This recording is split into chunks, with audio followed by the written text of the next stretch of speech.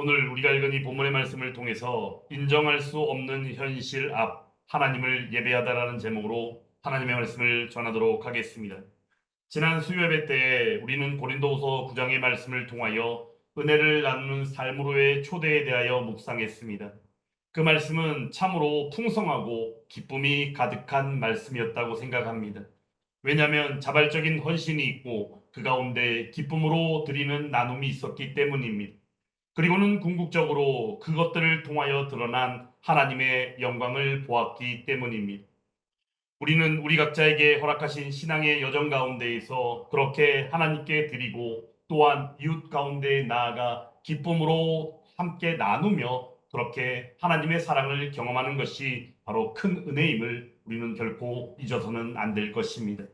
하지만 우리의 인생이 언제나 그렇게 흘러가지만은 않습니다. 기쁘게 나누고 감사하고 또한 그 가운데 살아갔던 우리의 삶의 자리가 어느 순간인가 갑자기 모든 것들이 잃어버리는 순간처럼 무너져 내릴 때가 있더라라는 것입니다. 오늘 이 시간 바로 이 말씀 가운데 나와 있는 욥이 그러한 현실 가운데 서 있습니다. 욥은 성경이 말하기에 무엇이라 말했습니까? 그 땅에서 가장 훌륭한 사람으로 여겨졌습니다. 왜냐하면 그는 의로웠고 정직했으며 궁극적으로 하나님을 경외함으로 악을 떠난 자였기 때문입니다. 그런데 중요한 것은 그의 가정이 복을 받았고 자녀들도 번성하며 정말로 많은 재산과 또한 많은 하인요 종들과 함께하는 아주 부유한 인물이 또한 욥이었음을 우리는 기억합니다. 그러므로 수많은 이들이 그를 존경할 수밖에 없었습니다. 그러므로 어느 거 하나도 빠질 수 없는 참으로 복된 인생이 아마 욥이었을 것입니다. 그런데 어떠했습니까? 오늘 우리가 이 시간 읽은 말씀을 보더라도 하루아침에 모든 것들이 다 사라져버렸다라는 사실입니다. 갑작스러운 소식들이 연이어 들려옵니다. 소떼와 낙타떼 그리고 종들이 죽임을 당했다는 이야기. 그리고는 더 나아가서 그들의 자녀들이 잔치를 벌였던 그 집에 갑자기 큰 바람이 와서 결국에는 그 자녀들조차도 다 죽어버리는 비극적인 소식이 욥에게 나타났다는 것입니다. 그런데 중요한 것은 이 일들이 왜 일어났는가? 우리가 1장의 말씀을 통하여 볼 때 어떠합니까? 하나님의 사람들이 모였을 때 거기에 사탄들도 왔다고 그러죠. 사탄이 왔는데 사탄이 왔을 때 하나님께서 사탄에게 묻지 않습니까? 바로 욥의 믿음, 욥의 하나님을 경외함, 욥의 정직함에 대하여 말씀할 때 사탄 마귀가 하는 이야기가 바로 무엇이었습니까? 바로 욥에게 하나님께서 엄청난 복을 주셨기 때문에 그렇게 욥이 하나님을 경외한 것이다 라고 이야기했다는 것이. 그러므로 여기서 우리는 분명한 사실을 한 가지 발견해야 될 것이 있습니다. 왜냐하면 우리가 기복신앙이라는 것을 말합니다. 복을 비는 신앙, 복을 원하고 기대하는 신앙. 그런데 중요한 것은 우리가 하나님의 사람이라면 성경을 통하여 우리가 접한 바 우리에게 주신 복이 먼저는 하나님 자신이 우리의 복임을 우리는 잊지 말아야 한다는 것입니다. 그러므로 하나님 자신이 우리에게 복이 되심으로 우리를 만나 주시고 또한 친히 우리에게 그 은혜를 풍성하게 베풀어 주셨다는 것입니다. 그러므로 살아가는 삶 가운데 우리가 무엇인가 기대하고 또한 1장의 말씀 가운데 나타난 것처럼 사단 마귀가 하나님에게 오히려 질문하며 하나님께서 그에게 그런 복을 주셨기 때문에 바로 하나님을 그렇게 믿는 것이 아닙니까? 라는 식으로 반문하는 이런 잘못된 믿음과 또한 잘못된 시각이 우리들 가운데 이 시간 벗어질 수 있기를 간절히 원합니다. 이유는 바로 무엇입니까? 패역한 시대요, 패역한 세대 가운데 우리는 늘 오해하고 늘 잘못된 방식으로 이해하며 그 잘못된 방식으로의 이해가 결국에는 우리들 자신의 만족과 행복을 위하여 시작된 바 그렇게 잘못된 방향으로 나아가게 되었다라는 사실입니다. 그러므로 그러한 것들을 다 내려놓는 시간이 또한 이 시간, 이 말씀의 시간이 될 수 있기를 간절히 원합니다. 이 시간 요새 욥에게는 정말로 욥은 인정하기 정말로 힘든 그런 현실 앞에 서 있습니다. 그런데 오늘 이러한 현실 앞에 서 있는 욥의 반응은 어떠합니까? 참으로 놀랍습니다. 정말로 어떻게 이것이 가능할까 싶습니다. 오늘 이 본문의 말씀 욥기 1장 20절부터 22절의 말씀을 통하여 보더라도 그 고백이 정말로 현실적이지 않아 보입니다. 그런데 중요한 것은 바로 무엇입니까? 하나님의 자녀요, 그리스도인이라면 당연한 일이다라는 것입니다. 이 모든 일에 있어서 우리가 생각할 때 우리는 이 욥의 이 모습을 보며 우리는 질문하지 않을 수 없습니다. 정말로 이 고백이 가능할 수 있을까? 사람으로서 아마도 욥도 우리와 똑같은 사람일진데 이런 상황을 맞닥뜨린 가운데에서 욥의 이런 고백이 진정으로 가능할 것입니다. 그런데 욥은 어떻게 했습니까? 불평도 없었고 원망도 하지 않았습니다. 그저 하나님을 예배했다는 사실. 하나님을 예배하는 가운데 이 욥의 모습은 바로 무엇이었습니까?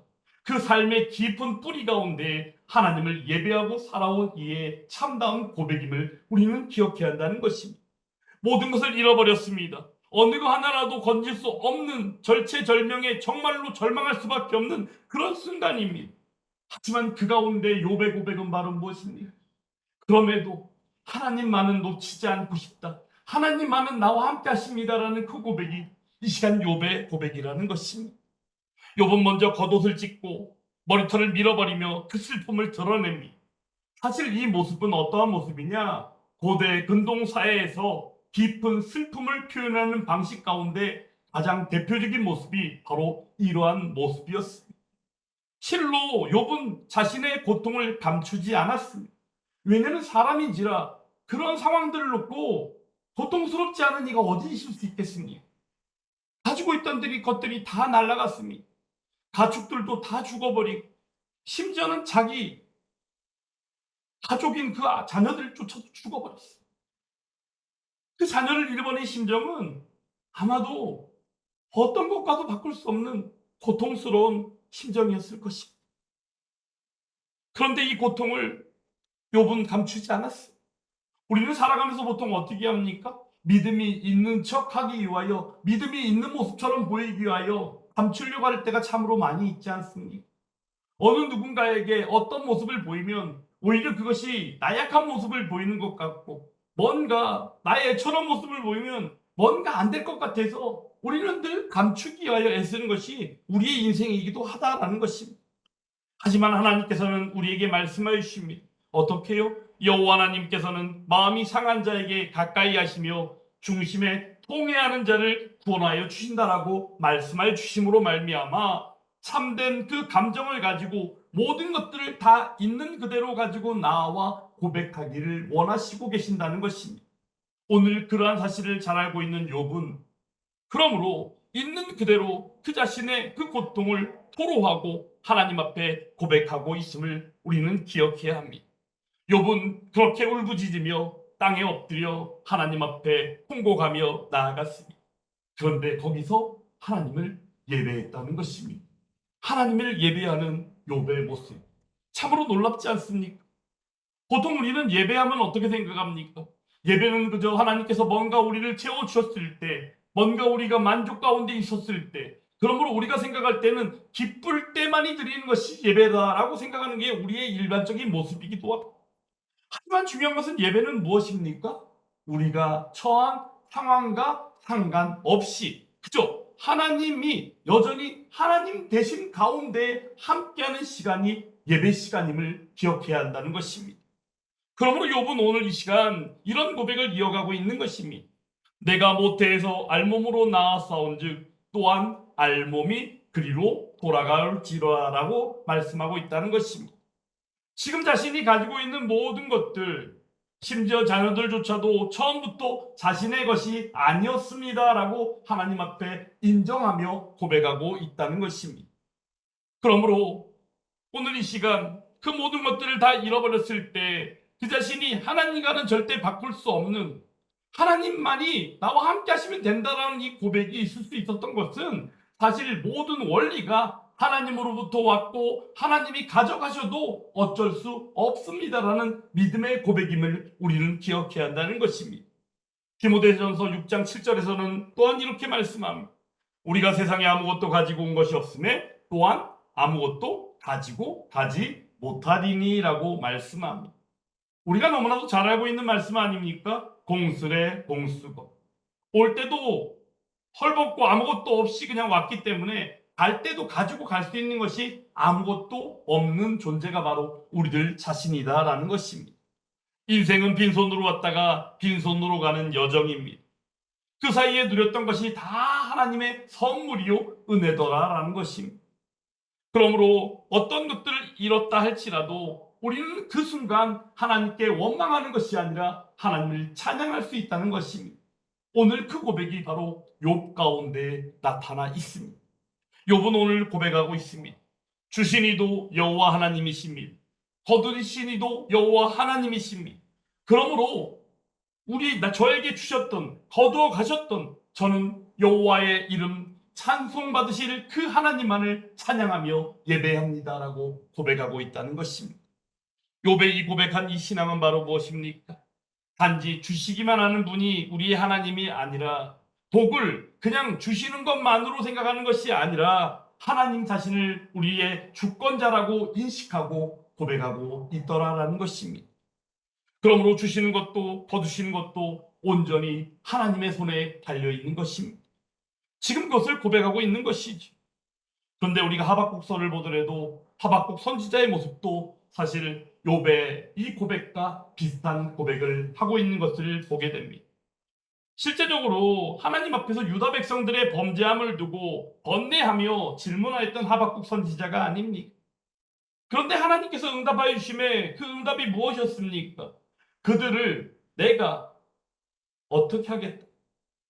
그들을 때가 되면 내가 그들을 심판하겠다. 근데 그 심판하는 방식이 결국에 어떤 것이었어요?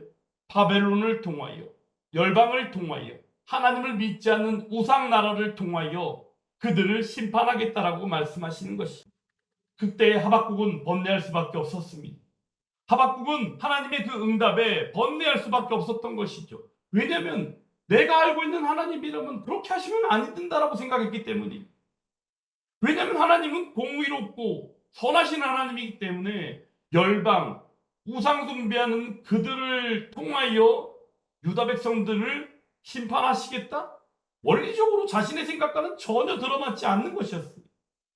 그런데 하박국을 궁극적으로 하나님께서 만나주시사 하박국의 마음 가운데 고백되어지는 믿음이 있고 회개함이 있었으니 바로 그 내용이 무엇입니까?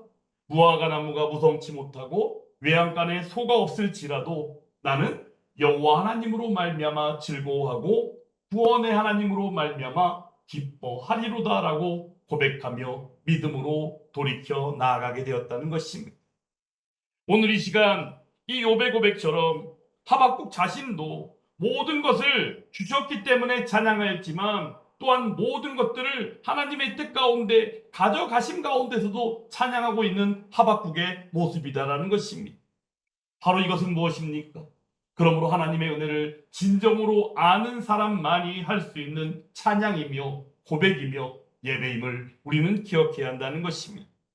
오늘 본문 마지막 가운데는 이렇게 말씀하고 있습니다. 22절 말씀 한번 같이 읽어보겠습니다. 이 모든 일에 욥이 범죄하지 아니하고 하나님을 향하여 원망하지 아니하니라. 아멘.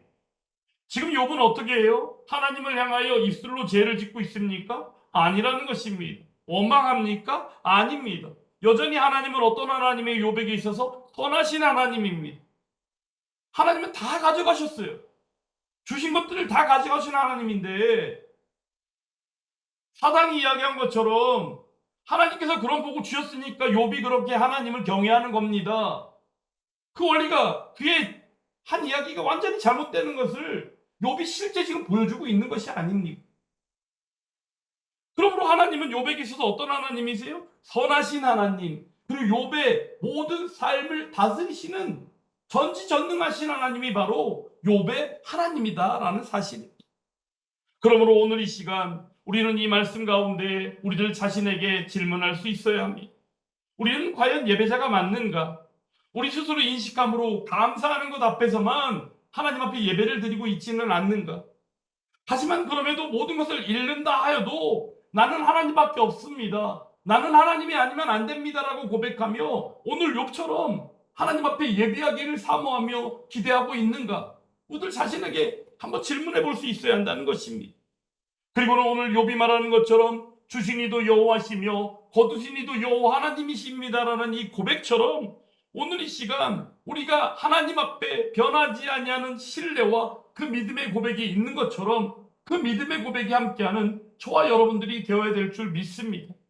그때 우리들은 온전히 로마서의 말씀을 통하여 사도 바울이 고백한 것처럼 누가 우리를 그리스도의 사랑에서 끊을 수 있고 환난이나 공고나 핍박이 있다 할지라도 그 어떤 것도 하나님의 우리 하나님 되시는 예수 그리스도의 사랑에서 끊을 수 없다라고 고백한 것처럼 우리들도 그렇게 고백할 수 있어야 한다는 것입니다.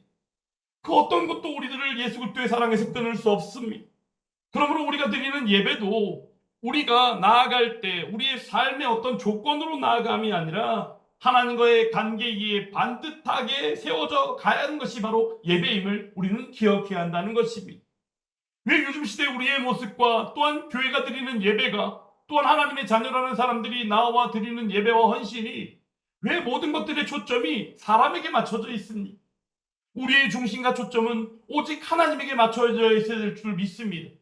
하나님 앞에 맞춰졌을 때 하나님께서 베푸시는 은혜가 온전히 누려질 때 그 은혜가 풍성하게 누려지게 될 줄 믿습니다.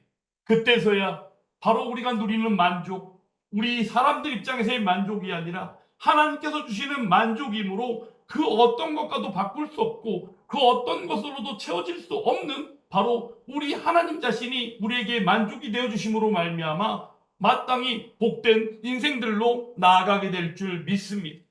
고교 하나님의 은혜를 나누며 살아갈 때 우리의 삶이 풍성하지만 그럼에도 그 삶이 무너졌다고 하였을 때 오늘 욥처럼 말입니다.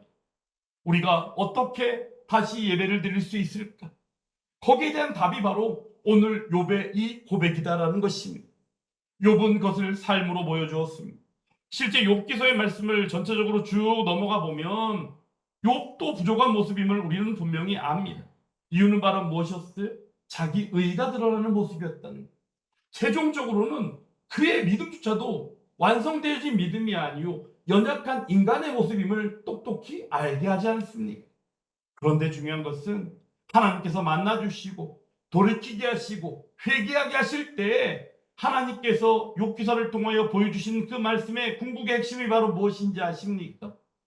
너희가 창조주 나의 세계를 너희가 어찌 알겠느냐라고 반문하시며 바로 하나님이 하나님 되심과 우리는 그저 하나님의 자녀임을 알게 하신 가운데 우리의 삶이 마땅히 하나님의 은혜 없이는 살 수 없음을 깨닫게 하시더라라는 것입니다.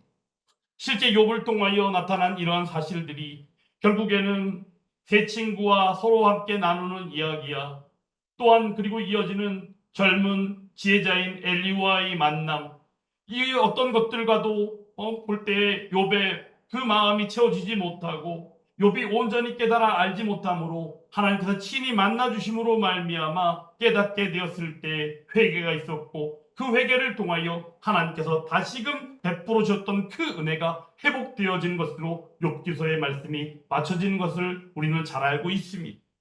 그러므로 말미암아 오늘 이 시간 욥기서의 말씀 가운데 나타나 있는 이 핵심적인 내용들 가운데 먼저 시작 부분에서 나타나고 있는 바로 주신 이도 거두신 이도 하나님이시며 그 하나님은 여전히 찬송을 받으시기에 합당한 바로 우리의 하나님임을 기억할 때 온전히 하나님만을 예배하고 그 예배의 회복 가운데 함께하는 저와 여러분들이 다 될 수 있기를 간절히 원합니다. 시편 22편에서는 그러므로 이런 말씀이 있습니다. 땅의 모든 끝이 여호와를 기억하고 돌아오며 모든 나라의 모든 족속이 주의 앞에 예배하리니라고 말씀합니다. 하나님 앞에 예배하는 삶이 얼마나 귀한 삶인지 아십니까? 이 땅 가운데 지금 이 시간도 수요일 한 주간의 중심에 수요 예배 가운데 말씀을 받고 또 하나님의 은혜를 사모하며 기대하는 가운데 함께 하나 되어 있는 이 모습이 얼마나 귀하고 복된 인생인지 아십니까?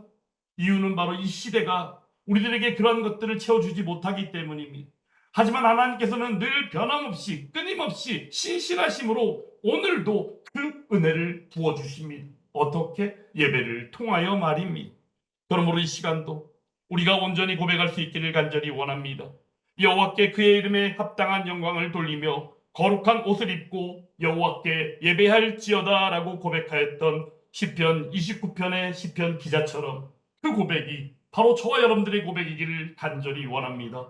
예배가 예배되고 교회가 교회되기를 입술로 찬양하는 찬양의 가사에 머물러 있는 것이 아니라 진정 우리의 삶 가운데 예배가 예배되고 교회가 교회될 수 있기를 간절히 사모하며 함께 하나 되는 저와 여러분들이 또한 되기를 간절히 원할 때 오늘 이 시간 주시는 이 말씀을 통하여 비록 인정할 수 없는 현실이 우리 앞에 닥친다 할지라도 욥이 그랬던 것처럼 하나님을 원망하거나 하나님을 미워하거나 하나님 앞에 범죄하는 모습으로 나아가지 아니하고 온전히 예배함으로 나아갔던 일상이 삶이 예배가 되었던 욥처럼 저와 여러분들의 삶이 예배가 일상이 되는 저와 여러분들이 다 될 수 있기를 간절히 주님의 이름으로 축원합니다.